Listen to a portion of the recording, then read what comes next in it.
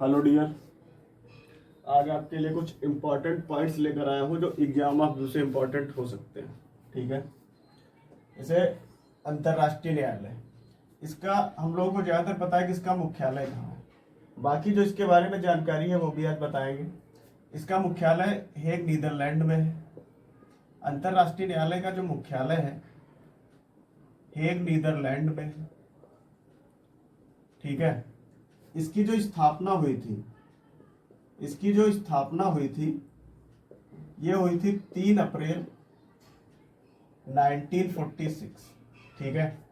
कुल 15 सदस्य होते हैं इसमें, कुल 15 सदस्य होते हैं। ठीक है। इसमें जो कुल सदस्यों की संख्या है वो 15 है। इन सदस्यों का जो कार्यकाल निश्चित किया गया है, कार्यकाल 9 वर्ष का है और प्रत्येक 3 वर्ष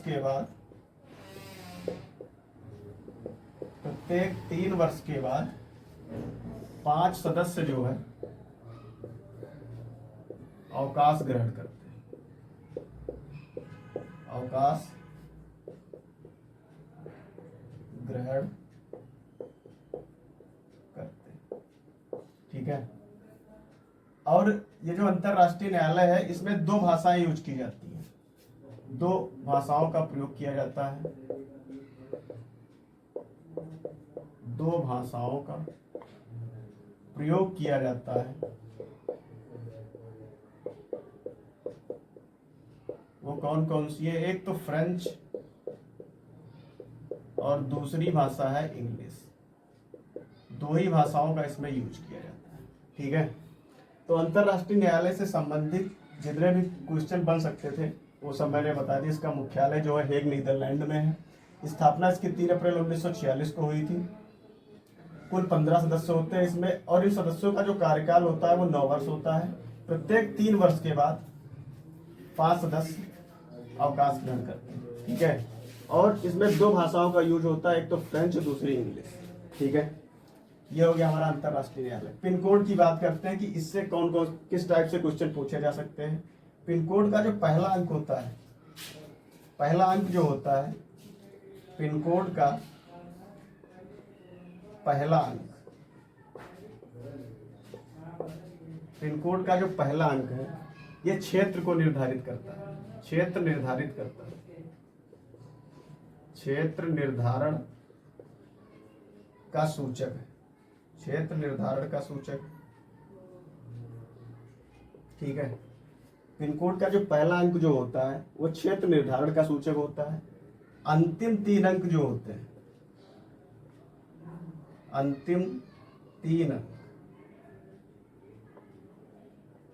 अंतिम 3 अंक जो होते हैं ये कार्यालय, ये ऐसे लिखो, ये डाक कार्यालय,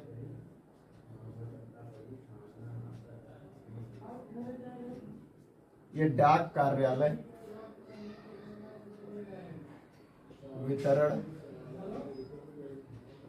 क्षेत्र को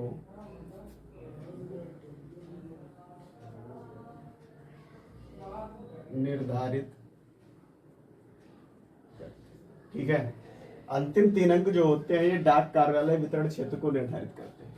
पहला जो अंक होता है वो क्षेत्र निर्धारण का सूचक है। अंतिम 3 अंक डाक कार्यालय वितरण क्षेत्र को निर्धारित करते हैं। ठीक है।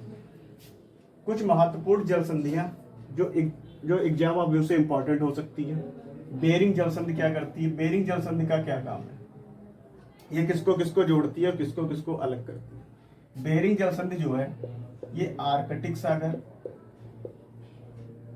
आर्कटिक सागर तथा प्रशांत महासागर,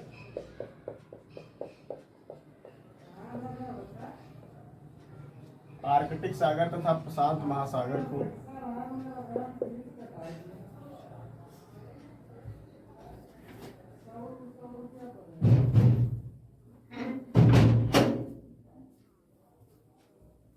आर्कटिक सागर तथा प्रशांत महासागर को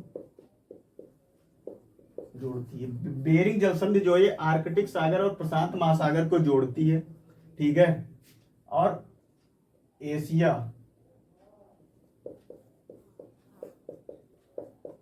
तथा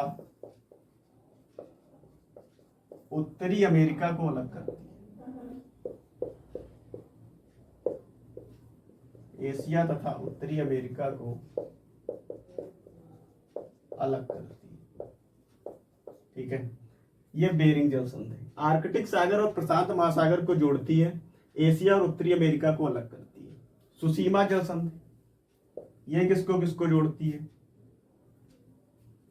ये जो है जापान सागर, जापान सागर तथा पूर्वी चीन सागर तथा पूर्वी चीन सागर को जोड़ती है। ये जापान सागर और पूर्वी चीन सागर को जोड़ती है, ठीक है। अलग किसको करती है? सूसिया द्वीप, एक सूसिया द्वीप है, सूसिया द्वीप को जापान के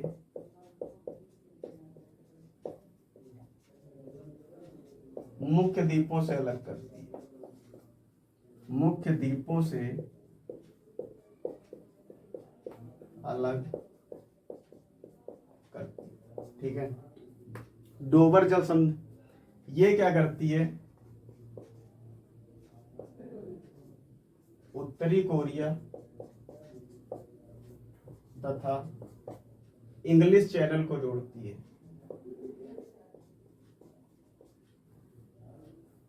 उत्तरी कोरिया तथा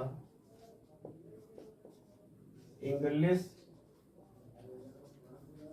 चैनल को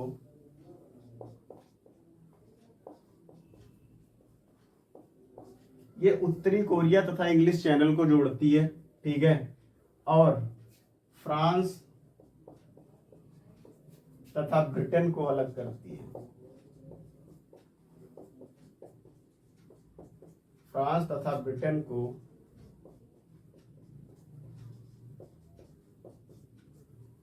अलग करती है। ओरंटो जल संधि जो है ये इटली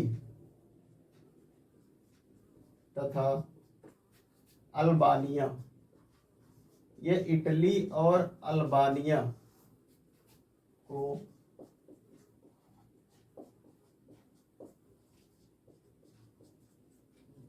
अलग करती है, ये इटली और अल्बानिया को अलग करती है, ठीक है। ये हो गया। अब इसके आगे बात करते हैं।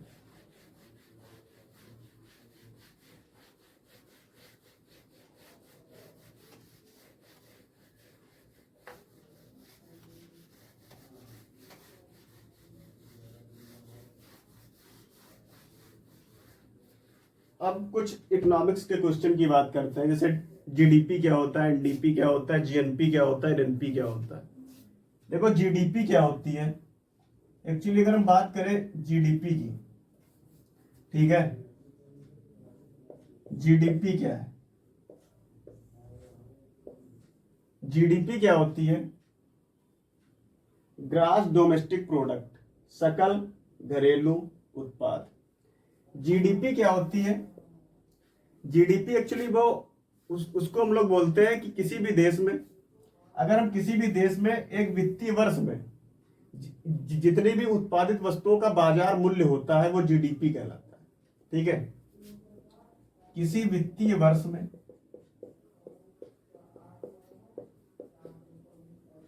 किसी वित्तीय वर्ष में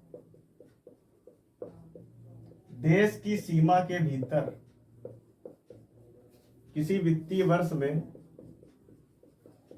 देश की सीमा के भीतर उत्पादित सभी वस्तुओं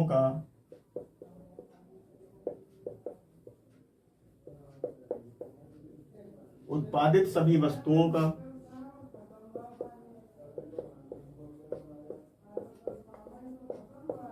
बाजार मूल्य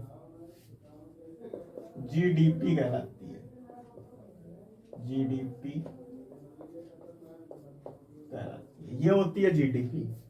अगर हमसे कोई पूछेगा कि जीडीपी से एनडीपी कैसे निकालते हैं, एनडीपी क्या होती है, एनडीपी, एनडीपी जो निकलती है वो निकलती है जीडीपी माइनस घिसावट। घिसावट से सबसे अच्छा शब्द है खर्च, ये ज्यादा समझ में आता है। एनडीपी से एनडीपी, अगर हमको जीडीपी से एनडीपी कैसे निकालते हैं, तो जीडीपी जो होगी, जीडीपी से एनडीपी निकालने का सीधा सा रूल है कि जीडीपी जो है उससे उसका खर्च घटा दो।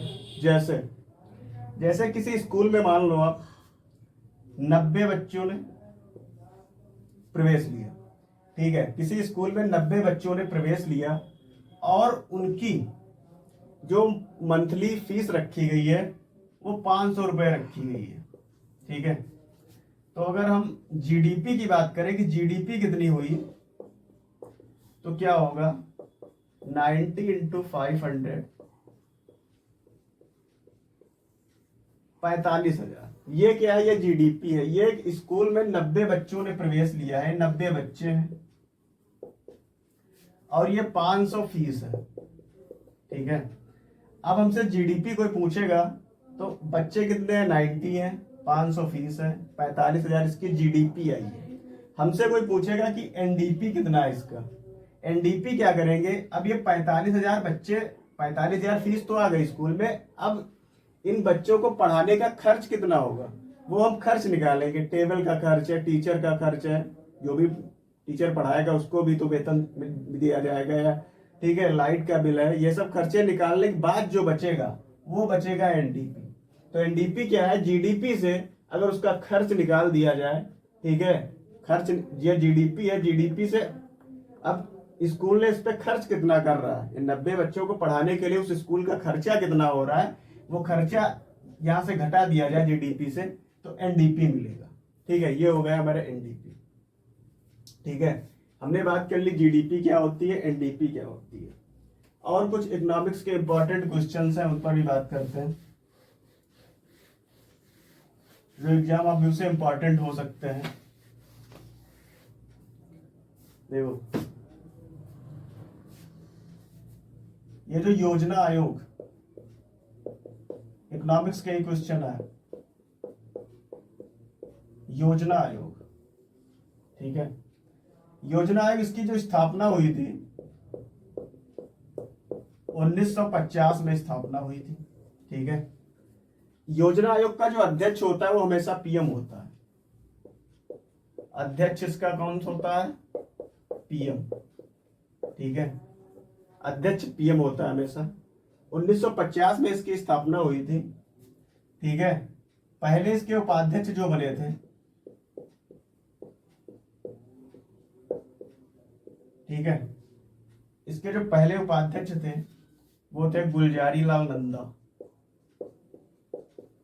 गुलजारी लाल नंदा। और इसके अंतिम उपाध्यक्ष जो थे, अंतिम उपाध्यक्ष वो थे मॉन्टेक सिंह अहलूवालिया, मॉन्टेक सिंह अहलूवालिया, ठीक है। ये इसके अंतिम उपाध्यक्ष।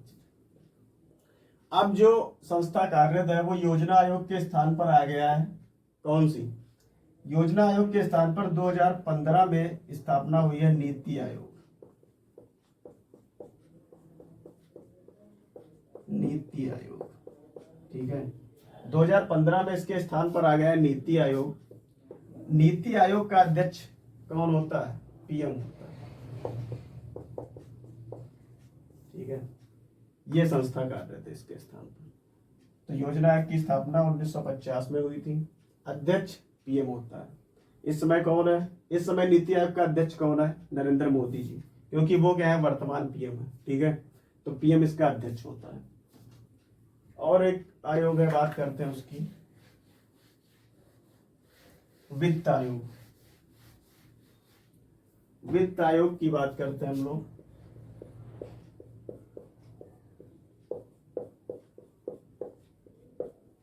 वित्त आयोग, वित्त आयोग की जो स्थापना हुई थी, स्थापना इसकी हुई थी 1951 में। 1951 में इसकी स्थापना हुई थी। ठीक है। वित्त आयोग अगर आर्टिकल में देखें तो अनुच्छेद 280 में है, 280 में वित्त आयोग है। और अनुच्छेद 281 ये कहता है वित्त आयोग के अध्यक्ष जो होता है, वित्त आयोग का अध्यक्ष की नियुक्ति राष्ट्रपति करता है, राष्ट्रपति करते हैं। वित्त आयोग का जो अध्यक्ष होता है इसकी नियुक्ति जो करते हैं वो राष्ट्रपति करते हैं। ठीक है। और अध्यक्ष का जो कार्यकाल होता है वो 5 वर्ष होता है। इसका कार्यकाल कितना रखा जाता है? 5 वर्ष रखा जाता है। अनुच्छेद 280 में है वित्त आयोग। अनुच्छेद 281 क्या कहता है? अच्छा, वित्त आयोग का कार्य क्या होता है? सबसे पहले तो यही समझ लो इसका कार्य क्या है। वित्त आयोग का कार्य, वित्त आयोग का जो कार्य होता है वो केंद्र और राज्यों के बीच राजस्व का बंटवारा करना। केंद्र और राज्यों के बीच, केंद्र तथा राज्यों के बीच राजस्व का बंटवारा करना, राजस्व का बंटवारा करना। ठीक है। और 281 में क्या है लिखा? 281 में यह लिखा गया है कि वित्त आयोग की रिपोर्ट, वित्त आयोग जो रिपोर्ट बनाता है, वित्त आयोग की रिपोर्ट राष्ट्रपति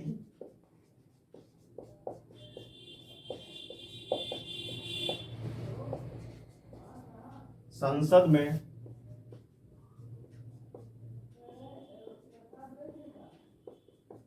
वित्त आयोग की जो रिपोर्ट है वो राष्ट्रपति संसद में रखवाते हैं। वित्त आयोग की रिपोर्ट राष्ट्रपति संसद में रखवाते हैं। उसके बाद इस रिपोर्ट पर चर्चा होती है संसद में। ठीक है। तो इकोनॉमिक्स के क्वेश्चन कुछ थे वो भी बता दिए। और एक अगर क्वेश्चन लिखना चाहो तो ये भी नोट कर लो।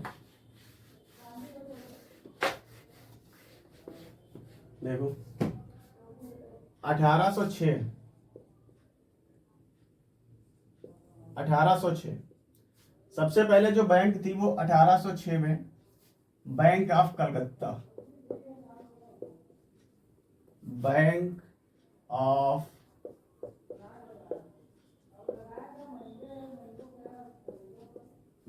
कलकत्ता 1806। 1806 के बाद में 1840 जो है ये बैंक ऑफ बॉम्बे। और 1843 में बनती है बैंक ऑफ मद्रास। ठीक है। और इसके बाद 1921 जब आता है, 1921 में ये तीनों बैंक आपस में मर्ज हो जाती है, बैंक बनती है इंपीरियल बैंक। Imperial bank. ठीक है। ये तीनों बैंक आपस में मर्ज हो जाती है, बनती है इंपीरियल बैंक। और इसके बाद 1955 में यही जो इंपीरियल बैंक है ये हो जाती है SBI, state bank of India. ठीक है। 1955 में। तो ये कुछ इससे पहले जीएस के कुछ क्वेश्चन बताए हैं, उसके बाद इकोनॉमिक्स के क्वेश्चन कराए हैं जो कि एग्जाम और व्यू से इंपॉर्टेंट हो सकते थे। ठीक है। प्लीज अगर वीडियो अच्छा लगे तो प्लीज लाइक कीजिए, शेयर कीजिए, चैनल को सब्सक्राइब कीजिए।